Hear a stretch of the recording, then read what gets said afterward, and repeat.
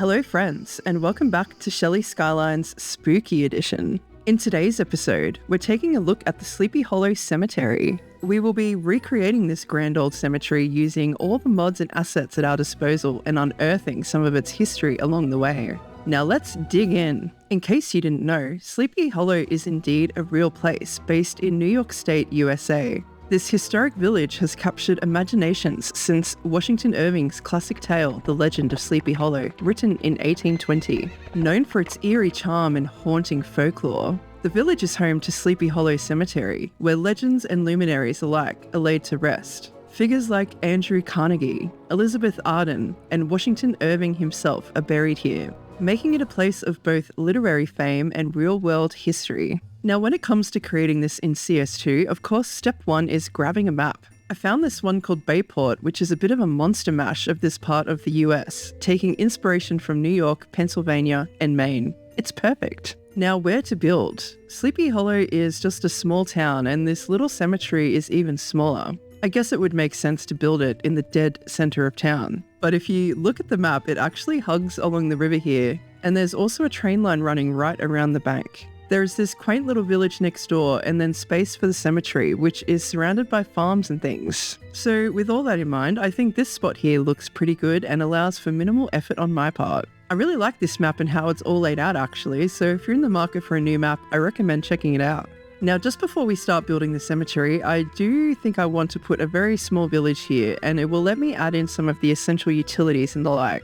And hopefully that means we get some souls actually visiting the cemetery later, if they dare. Magical. Okay, let's take a look at this cute little place. A lot of this area was settled by Dutch and German folks, so this is what gives you that really distinct American Gothic kind of house. So I went browsing through Find It, trying to get as close to the aesthetic as possible. So cute. Kind of reminds me of the neighborhood in Hocus Pocus or something. Speaking of the neighborhood, the other thing I noticed when looking on Google Street View was all the tree-lined streets along here. It's just so picturesque and spooky. So of course we have done that too. Now time for the cemetery. First of all, I'm going to clear these trees. And now this cemetery was first established in 1849 during what was known as the Rural Cemetery Movement in the mid-19th century, which aimed to create peaceful, park-like resting places outside crowded city centres. The designers took inspiration from nature, leaving the cemetery's rolling hills, winding paths, and wooded areas mostly untouched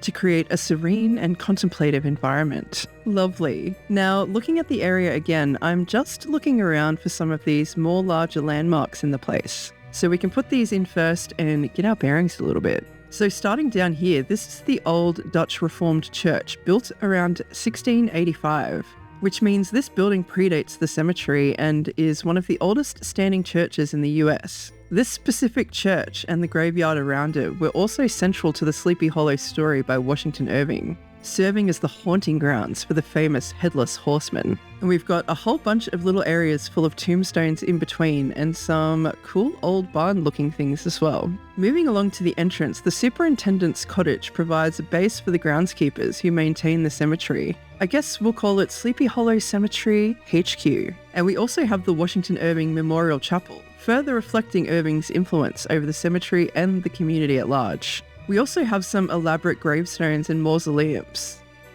like this one of William Rockefeller, brother of oil tycoon John D. Rockefeller, and it's a massive Egyptian-inspired structure located in a prominent area of the cemetery. Now, I want to get started around the entranceway here, and it was a bit of a struggle to find the right building. First, I tried using the crematorium and just removing all the junk around it. Side note, how do you remove these yellow lines on the crematorium? They just won't budge, even though I can remove other road stuff. Anyway, I tried to hide it with some trees, but I just don't like it. I tried some other things like college libraries and the like, but it just did not have the right vibe. So let's just leave that how it is for now and get to the mausoleum. I'm very excited because this is something that just looks exactly in the game as it does in real life. Very nice. I like this one up here too because it has this circular path going around it and it's very dominant on the hill up here. So we'll just use Anarchy mode to remove all the bibs and bobs and whack in the circular path. Cute. Now back down here, I found the temple from the cemetery asset and by gosh, it looks exactly like this building. Now, I know a lot of these things have similar architectures and styles, but wowzers, it genuinely looks like it was modelled from this, right? Okay, now we're getting somewhere, but this crematorium just won't do here. So I was looking at some of the old ruins assets, and I found these old mill ruins. They have some of the wood and brick facade going on. Looks really old. And ruined, I guess. I think this looks so much better, so we'll put that here, and it's a very nice thing to see when you walk straight up the main path into the cemetery. Now, back up across from the grand mausoleum, we have a bit of a smaller one. I could have sworn there was something else like this to use, like an extension of the cemetery, but I've settled on the gazebo. It's quite an ornate gazebo, at least. We can use Move It to raise it up a bit and make it a bit taller, so at least it stands out a little bit more on the hill. And then behind here, we have one of these barn-looking things, and I will, of course, use a barn. We will give it some custom colors, and oh yes, something cool that I found. In the absence of having any other kind of church-type props, these custom door assets from Paradox Mods have these big iron doors, complete with a cross. Perfect. There's a statue I can see up here on Google Earth too, but nothing good to use for this. So we'll go with the trusty old fountain, so at least there is something here. And then another mausoleum over here too. And for some reason, I mysteriously lost the footage where I created the old Dutch church. But I did the same trick using the barn and those rusty church-looking doors. So now I reckon it's tombstone o'clock. Time to start filling out these spaces with some dang graves. So we have a lot of these to do. And side note, for some reason, I couldn't put these down in a line that easily. I could figure out how to do it for some of them, but for some reason it didn't work with all the types of tombstones, and I'm not sure why. Perhaps it's cursed. So we might just have to lay a lot of these by hand, but I'll do it, even if it kills me.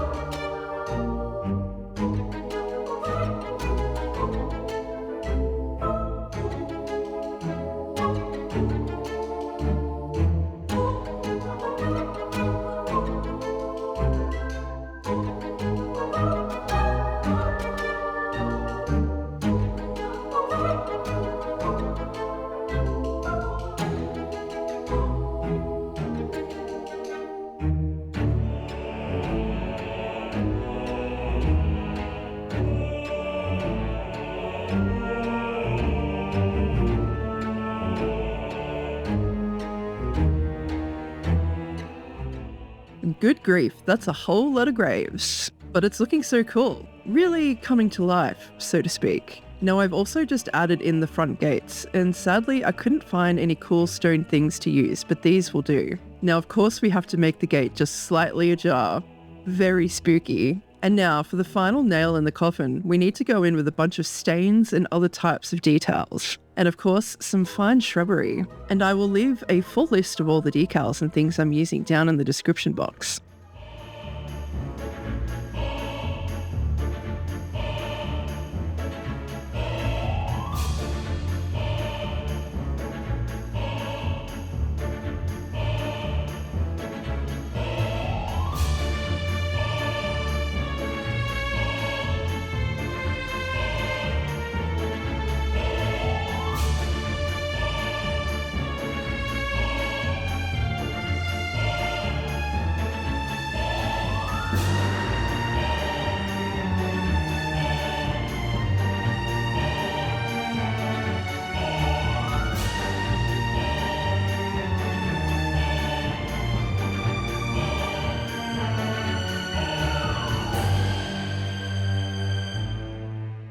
How fun. Now, we don't have too many residents, but maybe I can summon some people over here by making some of these little grave areas hang around spots. And with that, our Sleepy Hollow Cemetery is complete. I hope you liked this special spooky ooky Halloween episode. And if you did, make sure to like the video and maybe even chuck me a subscribe. It won't kill you, you know. Or will it?